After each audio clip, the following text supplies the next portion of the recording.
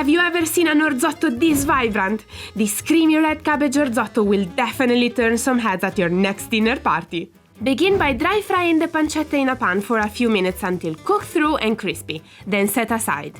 Add the Napolina roasted garlic and herbs olive oil, then add in the onions and red cabbage and cook until soft and aromatic. Then add to a blender, adding an extra glug of roasted garlic and herb olive oil and pulse until smooth. Next, add the Napolina Orzo to the pan over a medium heat and toast for a few minutes. Then deglaze with the white wine, then gradually add the vegetable stock one ladle at a time until the orzo is al dente to the bite. Add in the cabbage purée and fold into the orzotto, then add in the butter and Parmigiano Reggiano and salt and pepper to taste, then mix together until rich and creamy.